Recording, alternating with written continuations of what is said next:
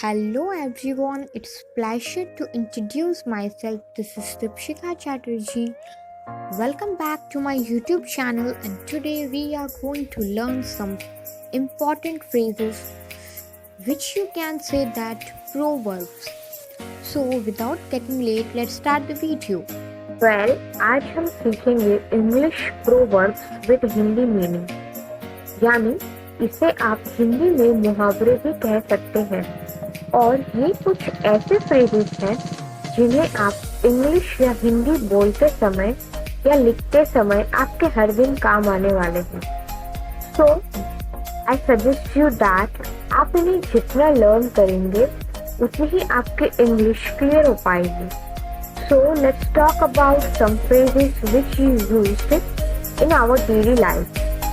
Number 1, now and again, यानी कभी कभी। Now and again, she comes to meet me.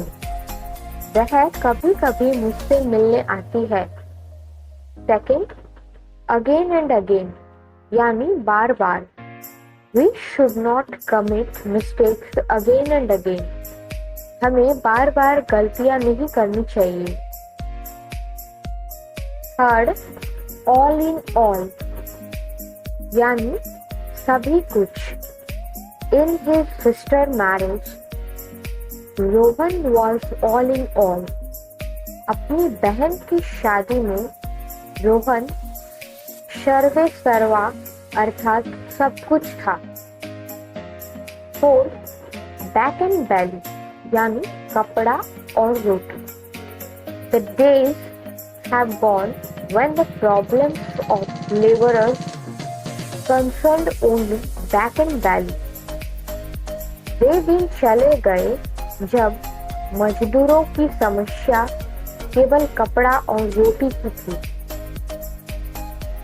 Fifth, bag and baggage, बोरिया या बिस्तर के साथ।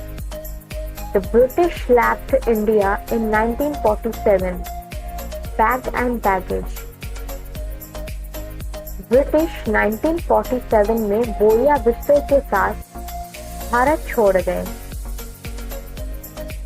6.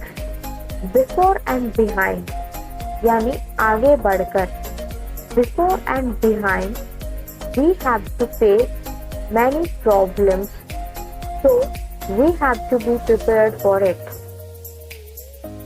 आगे बढ़कर हमें कई समस्याओं का सामना करना पड़ता है, इसलिए हमें इसके लिए तैयार रहना चाहिए।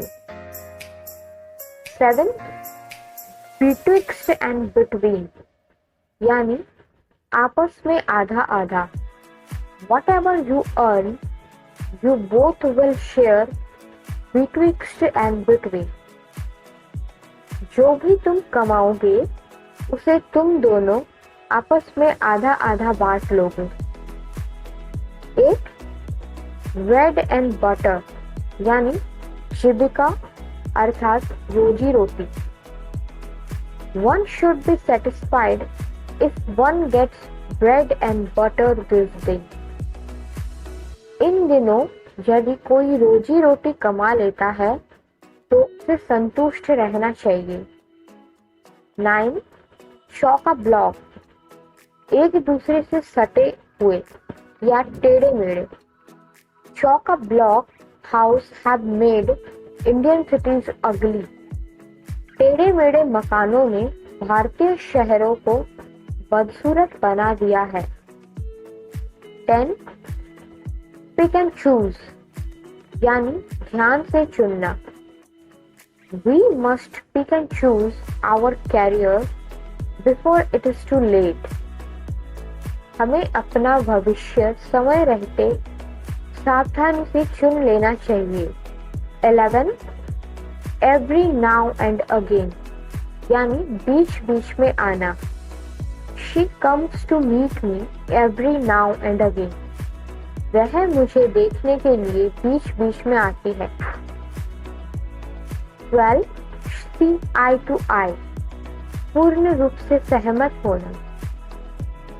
She didn't see eye to eye with me on many issues. वह कई बातों पर मुझसे असहमत रही है। 13. फेस टू फेस यानी आमने सामने। We have had a face to face talk, so now we can understand each other's point of view. हमने आमने सामने बातचीत की है और हम एक दूसरे का दृष्टिकोण समझ सकते हैं। Well, thanks for watching this video. Hope you guys like it. So please keep supporting, share your love, do comment, subscribe, like, and don't forget to press the bell icon to get more videos. Thank you. Have a nice day.